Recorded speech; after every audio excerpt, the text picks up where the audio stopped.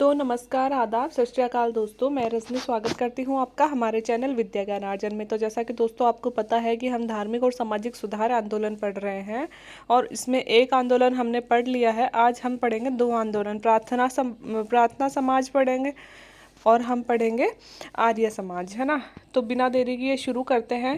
प्रार्थना समाज, इससे जो अगला वीडियो लाऊंगी दोस्तों, धार्मिक और सामाजिक सुधार आंदोलन पूरा होने के बाद में मैं एक बार फिर से आपको सिलेबस दिखा दूंगी ताकि आपको कन्फ्यूज़न ना हो कि हम कहाँ चल रहे हैं। तो प्रार्थना समाज दोस्तों छोटा सा है, बस प्रार्थना समाज के तो आप इसका तो आप किसने बनाया था इनका नाम याद रख लोगे वो ही काफ़ी है, इनमें से ज़्यादा नहीं पूछा जाएगा। तो प्रार्थना समाज की स्थापना आचार्य केशव चंद्र सेन की महाराष्ट्र यात्रा से प्रभावित होकर महादेव गोविंद रानाडे और आत्माराम पांडुरंग ने 1867 में बंबई में प्रार्थना समाज की स्थापना की थी। दो चीज़ें याद करने लायक हैं। कहाँ हुई थी? बंबई में हुई थी। किसने की थी? कब हुई थी? 1867 में हुई थी। और किसने की थी? आत्माराम पांडुरंग और महादेव गोविंद रानाडे। अब जो ये रानाडे थे दोस्तों, रानाडे को महाराष्ट्र का सुकरात कहा जाता था। बहुत ही ज्ञानी व्यक्ति थे, इन्हें महाराष्ट्र का सुकरात कहा जाता था। इसके अलावा रानाडे ने स्त्रियों की स्वतंत्रता, मतलब ये जो इन्होंने अपना प्रार्थना समाज बनाया था, उसका उद्देश्य क्या था? इन्होंने स्त्रियों की स्वतंत्रता, बाल विवाह, विधवा विवाह का निषेध, सजातीय विवाह, स्त्रियों की अशिक्षा और विदेशी यात्रा निषेध का विरोध किया था। कि भाई हमारे धर्म में जो स्त्रियों की स्वतंत्रता है, स्त्रियां हमेशा दूसरों पर ही डिपेंड करती थी, शादी से पहले पिता और भाई पर और शादी के बाद में अपने हस्बैंड पर। तो इसका इन्होंने विरोध किया। बाल विवाह का इन्होंने विरोध किया। विधवा विवाह निषेध का भी इन्होंने विरोध किया कि हमारे धर्म में ये लिखा गया है कि विधवा सफ़ेद कपड़ों में रहेगी और पुनर्विवाह नहीं करेगी, इसका इन्होंने विरोध किया। सजातीय विवाह दोस्तों की एक ही जाति में विवाह होंगे, दूसरी जाति से विवाह करना गलत है, इसका भी इन्होंने विरोध किया। मतलब विवाह किसी भी जाति में किए जा सकते हैं। और स्त्रियों की अशिक्षा, मतलब स्त्रियों को पढ़ाया जाना चाहिए, अगर मतलब स्त्रियों को जो अशिक्षित रखना था उस जमाने में, इसका भी इन्होंने विरोध किया। और विदेश यात्रा का जो निषेध हमारे धर्म में किया गया था, इन सभी का इन्होंने विरोध किया। मोटे तौर पर हमें पता चल जाता है कि भारतीय समाज में और हमारे धर्म में उस समय जो बुराइयां आ गई थी, सभी मोटी मोटी बुराइयों का इन्होंने विरोध किया था। रानाडे ने 1800, देखो दोस्तों, रानाडे ने कुछ महत्वपूर्ण संस्थाओं की स्थापना करी थी प्रार्थना समाज के अलावा भी, है ना। तो 1871 में उन्होंने सार्वजनिक समाज की स्थापना करी। 1867 में उन्होंने विधवा आश्रम की स्थापना करी और 1884 में उन्होंने दक्कन एजुकेशन सोसाइटी की स्थापना करी। अब ऊपर वाले दो ना याद रखो तो भी चलेगा, लेकिन जो 1884 में दक्कन एजुकेशन सोसाइटी है, इसकी स्थापना महादेव गोविंद रानाडे ने करी थी। ये चीज़ आप याद रखिएगा, बहुतों बार एग्जाम में पूछी जाती है दक्कन एजुकेशन सोसाइटी। तो प्रार्थना समाज की स्थापना किसने करी थी? 1867 में महादेव गोविंद रानाडे और आत्माराम पांडुरंग। किससे प्रभावित होकर करी थी इतना याद नहीं रखिएगा, ये जनरल नॉलेज के लिए बताया है। केशव चंद्र सेन जो ब्रह्म समाज वाले थे ना दोस्तों, राजा राम मोहन राय के बाद में जिन्होंने ब्रह्म समाज को संभाला था, वो थे केशव चंद्र सेन। तो केशव चंद्र सेन से प्रभावित होकर इन्होंने, केशव चंद्र सेन ने, जैसा हमने पढ़ा था कि देवेंद्र नाथ टैगोर ने केशव चंद्र सेन को इसकी बागडोर संभाली थी ब्रह्म समाज की, और ब्रह्म समाज को मतलब अखिल भारतीय स्वरूप जो दिया था वो केशव चंद्र सेन ने ही दिया था। तो उसको स्वरूप देने के लिए कि अनेक जगह जगह पर यात्रा करते थे और इस दौरान ये महाराष्ट्र गए थे, और उनके प्रवचनों से और भाषणों से ये दोनों इतने प्रभावित हुए कि इन्होंने भी एक सुधारक समाज की स्थापना करी जिसका नाम था प्रार्थना समाज। इसमें इतना ही है दोस्तों। महाराष्ट्र का सुकरात किसे कहा जाता है? ऐसे फैक्चुअल क्वेश्चन बहुत बार रीट के एग्जाम में पूछे जाते हैं, तो ये भी आप याद रखिएगा। अब इम्पोर्टेंट आता है दोस्तों आर्य समाज, ब्रह्म समाज, और ब्रह्म समाज के बाद में आर्य समाज। ब्रह्म समाज का भी सब कुछ याद रखना और आर्य समाज की भी हर एक चीज़ अपन को याद करनी है। प्रार्थना समाज में सिर्फ आप स्थापना कहाँ हुई और स्थापक कौन थे, इतना याद कर लोगे वो भी काफ़ी है। अब देखिए आर्य समाज, 1875 में स्वामी दयानंद सरस्वती ने बम्बई में आर्य समाज की स्थापना की और कुछ वर्षों बाद आर्य समाज का मुख्यालय लाहौर में रखा गया। दोस्तों 1875 में, वो देखो हुआ था 1867 में प्रार्थना समाज, है ना, 1867 में हुआ था, और इसकी स्थापना हुई उसके पश्चात, मतलब 1875 में किसने की? स्वामी दयानंद सरस्वती ने। कहाँ पे की? बम्बई में की थी।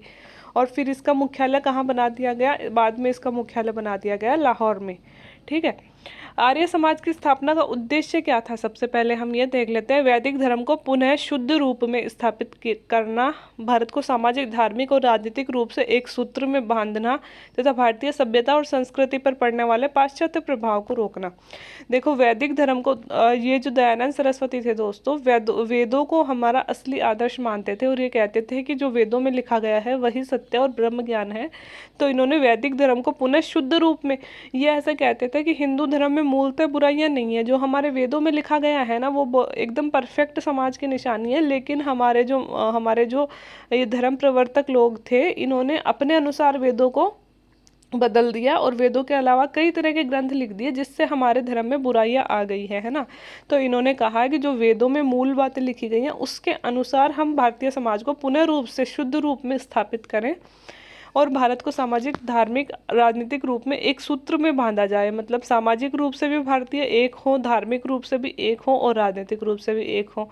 तथा भारतीय सभ्यता पर उस समय जो पाश्चात्य प्रभाव पड़ रहा था, हम अंग्रेजी सभ्यता से जो आकर्षित हो रहे थे, पाश्चात्य सभ्यता की ओर हम जो भाग रहे थे, उसको रोका जाए, है ना। क्योंकि एक तो वो लोग ईसाई धर्म में हमारा परिवर्तन कर रहे थे, दूसरे हम लोग उनकी शिक्षा, चमक धमक, शहरीकरण देख के हम स्वयं उनकी तरफ आकर्षित हो रहे थे। तो ये कहते थे कि भारतीय सभ्यता इससे खत्म होती जा रही है, पाश्चात्य सभ्यता भारत में आती जा रही है, इसको रोका जाए। ये था आर्य समाज का उद्देश्य। दयानंद सरस्वती का मूल नाम मूलशंकर था दोस्तों, ये भी बहुतों बार पूछा जाता है, दयानंद सरस्वती का वास्तविक नाम क्या था, है ना। इसके अलावा जो विवेकानंद जी थे, उनका वास्तविक नाम क्या था, उनका नाम नरेंद्र था, वो हम आगे चल के पढ़ेंगे। अभी यहाँ पे दयानंद सरस्वती का मूल नाम था मूलशंकर। जन्म हुआ था 1824 में गुजरात के मौरवी नामक स्थान पर। तो ये गुजरात के रहने वाले थे। 16 वर्ष में बहन की मृत्यु के बाद में इनमें वैराग्य उत्पन्न हो गया। जब ये 16 वर्ष के थे तो उनकी बहन की मृत्यु हो गई और उसके बाद में सांसारिक मोह इनका खत्म हो गया। 21 वर्ष की अवस्था में इन्होंने गृह त्याग कर दिया और फिर ये कई दिनों तक भटकते रहे। फिर 24 वर्ष की अवस्था में स्वामी पूर्णानंद जी से मिले और पूर्णानंद जी ने इन्हें दीक्षा दी और पूर्णानंद जी ने ही इनका नाम दयानंद सरस्वती रखा। ठीक है, मूलशंकर नाम था। इससे पहले 24 वर्ष की अवस्था में पूर्णानंद जी ने इनका नाम रख दिया स्वामी दयानंद सरस्वती। 1861 में दयानंद जी मथुरा में विरजानंद स्वामी से मिले और इन्हीं से दयानंद जी को वेदों की शिक्षा मिली। अब वेदों की शिक्षा पूर्णानंद जी ने नहीं दी थी, पूर्णानंद जी ने तो वैसे दीक्षा दी थी इनको, है ना, मतलब सन्यास की दीक्षा दी थी। वेदों की शिक्षा किसने दी, किसने वेदों की ओर इनको आकृष्ट किया, वो थे विरजानंद स्वामी। इन्होंने समझाया कि हमारे वेदों में क्या लिखा हुआ है और इन्हीं से दयानंद जी को वेदों की शिक्षा मिली। तो दयानंद सरस्वती ने वेदों की ओर लौटो का नारा दिया और वेदों को भारत का आधार स्तंभ बताया। नारा क्या था दयानंद सरस्वती जी का, वेदों की ओर लौटो। भारतीयों को कहा कि जो अपने वेद हैं पुनः उनकी तरफ लौटा जाए और वेदों को ही भारत का आधार स्तंभ इन्होंने बताया। उन्होंने वेदों को शाश्वत बताते हुए हिंदू पुराणों जैसे ग्रंथों को अस्वीकार किया और कहा कि पुराण ही मूर्ति पूजा जैसी कुरीतियों हेतु उत्तरदायी है। इन्होंने कहा कि वेदों में जो लिखा हुआ है वही शाश्वत है, सत्य है और वही असली हिंदू धर्म है। इसके अलावा जो वेदों की व्याख्या करने के लिए हमने कई तरह के पुराण, उपनिषद वगैरह जो बनाए हैं ना, ये पाखंड है, इनमें कर्मकांड लिखे गए हैं ना, तो ये नकली है सब, क्योंकि ये धर्म प्रवर्तकों द्वारा बनाए गए हैं, है ना। तो इनका उन्होंने विरोध किया और कहा कि इन पुराणों जैसे ग्रंथों से ही ना भारतीय धर्म में, हिंदू धर्म में अनेक तरह की बुराइयां आ गई, जैसे मूर्ति पूजा करना, ये सब पाखंडवाद, आडंबरवाद, ये सब वेदों में नहीं लिखा गया है। तो इसलिए उन्होंने वेदों को शाश्वत माना। समाज सुधार की दिशा में स्वामी जी ने चतुर्वर्ण्य समाज को जन्म के बदले कर्म के आधार पर समर्थन किया।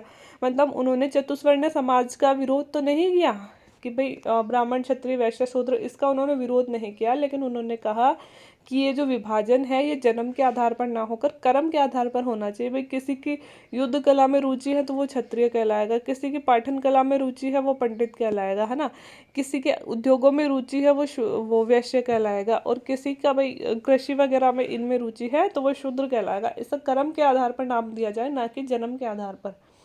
सामाजिक और शैक्षिक मामलों में स्त्रियों और पुरुषों के समान अधिकार का इन्होंने समर्थन किया कि सामाजिक रूप में स्त्रियों को पुरुषों के बराबर शिक्षा आधार मतलब महत्व दिया जाए और शिक्षा भी इनको बराबर दी जाए।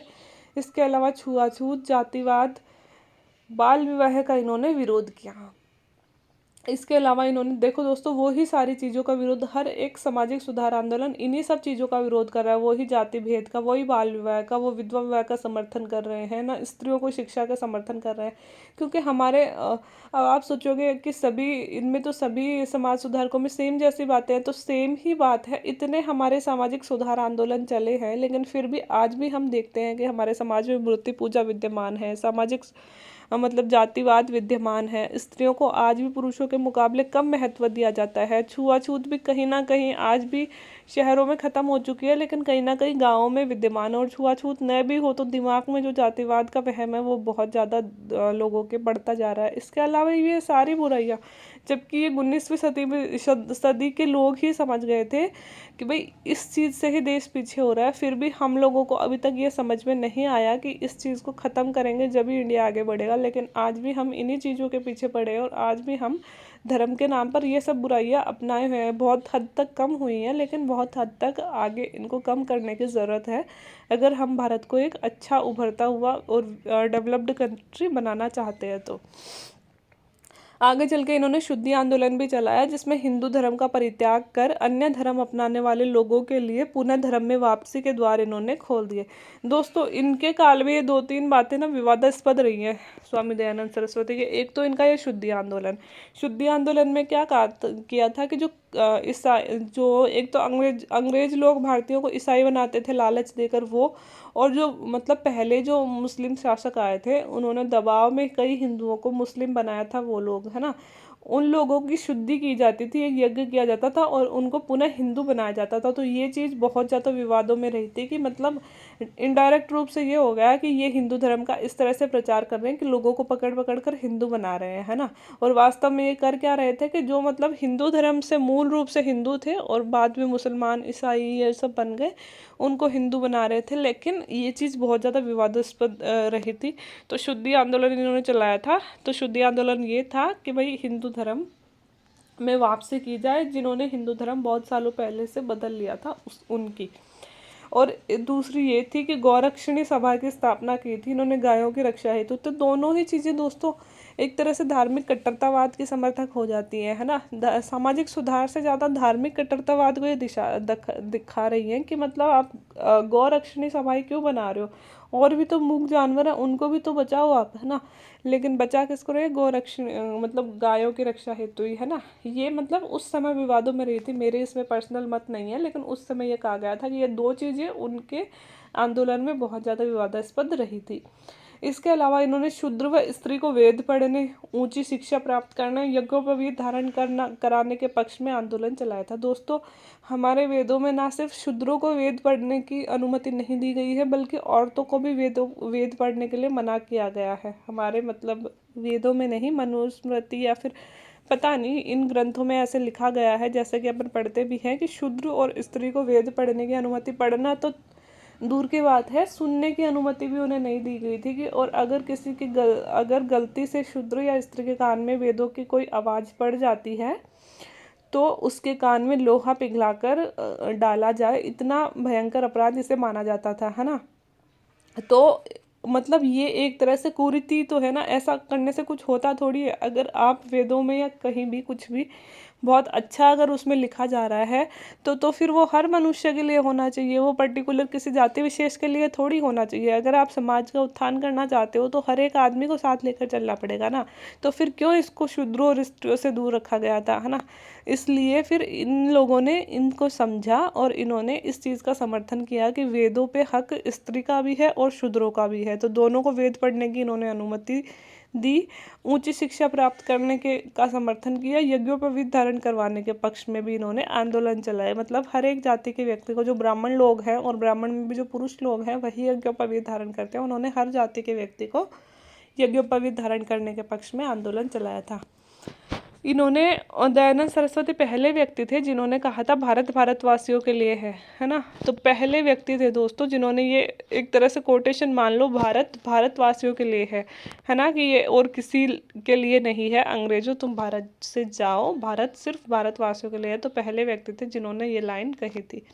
प्रमुख पुस्तकें दोस्तों याद रख लेना, इनकी इम्पोर्टेंट है, सत्यार्थ प्रकाश, पाखंड खंडन, वेद भाष्य भूमिका और ऋग्वेद भाष्य, है ना। सत्यार्थ प्रकाश और पाखंड खंडन बहुत ज़्यादा इंपॉर्टेंट है, और इनमें भी सत्यार्थ प्रकाश ही सबसे ज़्यादा पूछी जाती है, तो ये तो आप याद रखिएगा ही रखिएगा। सत्यार्थ प्रकाश किसकी है? दयानंद सरस्वती की है। 1863 में झूठे धर्मों का खंडन करने हेतु पाखंड खंडिनी पताका इन्होंने फहराई। तो झूठे मतलब जो हमारे धर्म में पाखंड थे उनका खंडन करने के लिए पाखंड खंडिनी पताका इन्होंने फहराई थी। तो अगर आ जाए कि पाखंड खंडिनी पताका का रिलेशन किससे है, तो वो आर्य समाज से है। वैलेंटाइन शिरोल ने अपनी पुस्तक इंडियन अनरेस्ट में आर्य समाज को भारतीय अशांति का जन्मदाता माना था। दोस्तों, वैलेंटाइन शिरोल एक ब्रिटिश लेखक थे। इन्होंने एक पुस्तक लिखी थी इंडियन अनरेस्ट। अनरेस्ट मतलब अशांति, भारतीय अशांति। इसमें इन्होंने जो आर्य समाज है उसको भारतीय अशांति का जनक माना था। इसके साथ ही इन्होंने जो तिलक हैं लोकमान्य बाल गंगाधर तिलक, उनको भी और आर्य समाज को भी, दो लोगों को, आर्य समाज तो एक संस्था है और इसके अलावा तिलक एक व्यक्ति है, इन दोनों को इन्होंने भारतीय अशांति का जनक कहा था। तो ये लाइन बहुत ज़्यादा इंपॉर्टेंट है दोस्तों, बहुत बार एग्जामों में पूछी जाती है और याद रखनी है। पहली बात तो इंडियन अनरेस्ट बुक किसकी है? वैलेंटाइन शिरोल की है, बहुत बार आती है एग्जाम में। और दूसरी बात कि वैलेंटाइन शिरोल ने भारतीय अशांति का जनक किसे कहा है? तो आर्य समाज को भी कहा है और लोकमान्य बाल गंगाधर तिलक को भी कहा है। दोनों ही आपको याद रखने हैं। 1892-93 में आर्य समाज दो भागों में, जब मतलब इनकी दयानंद सरस्वती की मृत्यु हो गई, उसके बाद में आर्य समाज दो भागों में बट गया था इनकी मृत्यु के बाद में।